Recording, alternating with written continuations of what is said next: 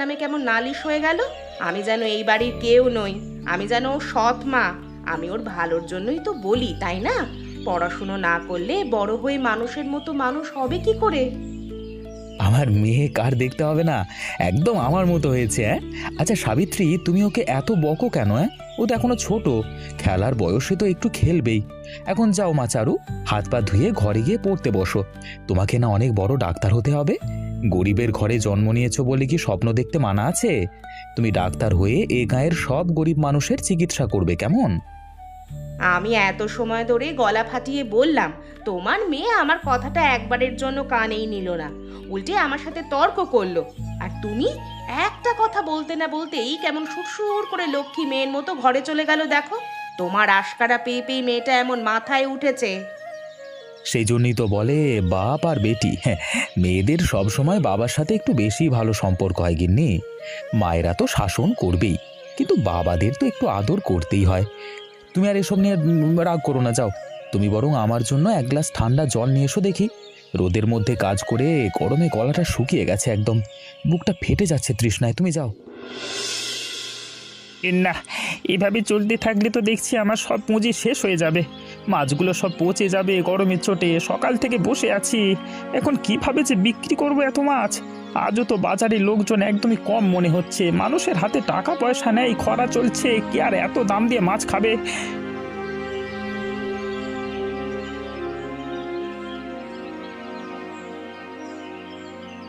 আরে নিতাই ভাই, কেমন আছো?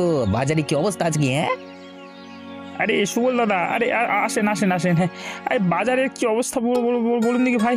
এই মানে যা যা তা অবস্থা এবারে, মানে তা বলুন কি লাগবে, বলুন কোনটা দেবো। বড় রুই আছে, কাতলা আছে, আর ওইদিকে ইলিশ আছে, ওই যে বলুন কোনটা দেবো। আরে দাঁড়াও দাঁড়াও, এত তাড়া কিসের? আগে দেখে নি কোন মাছটা ভালো হবে। আজকের দিনে তো আর চোখ বুজে মাছ কেনা যায় না, তাই না? দেখি তোমার মাছের কানগুলো কতটা লাল আছে দেখি।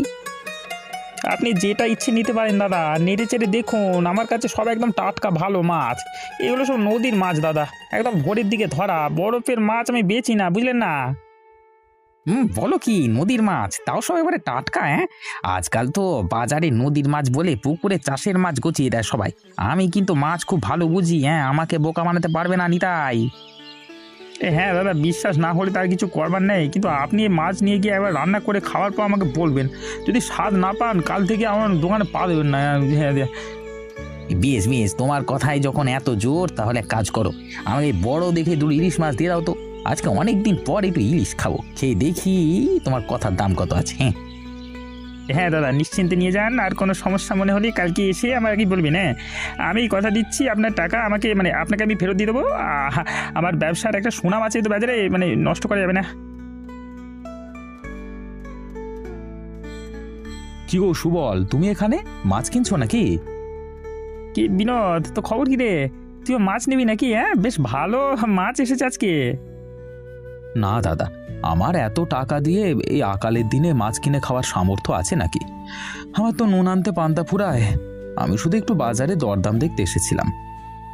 দে রে ভাই বিনোদ, নে না, তোকে কম দামেই দেবো। তুই তো আমার গায়েরই ছেলে ভাই। আরে একদম কম দামে দিচ্ছি সব মাছ। এই কয়েকটা ছোট মাছ নিয়ে যা, তোর মেয়ে খাবে। কিন্তু তুমি তো সহজে কম দামে মাছ বিক্রি করবার লোক না নিতাইদা। তার মানে নিশ্চয়ই মাছগুলোর মধ্যে কিছু ভেজাল আছে, নয়তো পচে যেতে বসেছে। নইলে তুমি আমাকে সাধবে কেন? আরে না রে বাবা, না, আমি আমি তোকে ভালোবেসে দিতে চাচ্ছিলাম, আর তুই মাছের খুঁত ধরছিস নি বাবা। এই মানুষের ভালো করতে গেলেও দোষ। আজকাল দুনিয়া সততার কোনো দাম নেই করা। যা যা যা।